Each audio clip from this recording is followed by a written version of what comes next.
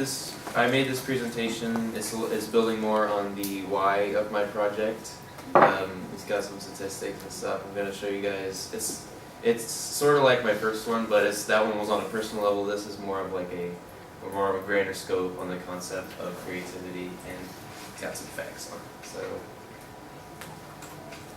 So as a kid, we have way better imaginations. We use at the age of 5, we use about 80% of our creative potential.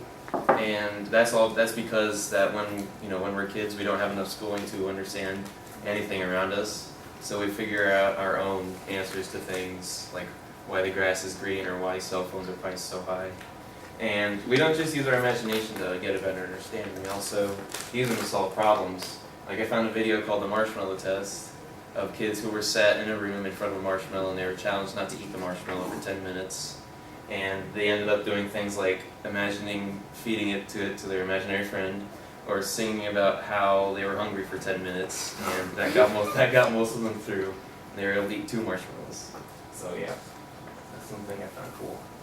There's a downside though. We are losing our creativity naturally as we age.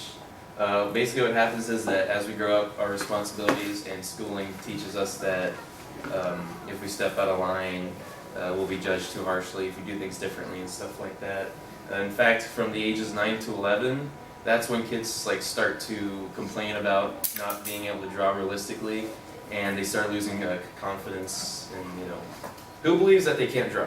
Raise your hand. Yeah, see, there you go. And you guys are all older than 9 to 11, so it all starts when you're 9 to 11. So we all lose a lot of creative confidence.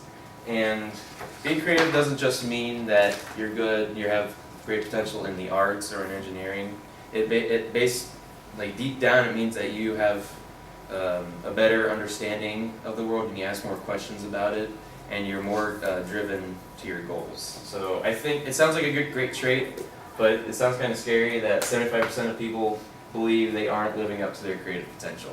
So we need to fix that. Why does creativity matter? Well, basically, it's what drives us forward.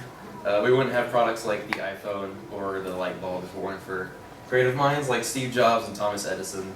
I believe it's the most underrated life skill, especially because in a survey they asked CEOs what the most important life skill was, or leadership skill, and 62% of them polled that creativity was the most important leadership skill. I also believe that creativity will always lead to a new destination no matter what, whether it's space travel or ending world hunger, starting world peace. The only way to that is innovative and imaginative thinking, so I don't think we can afford to lose it. There you go.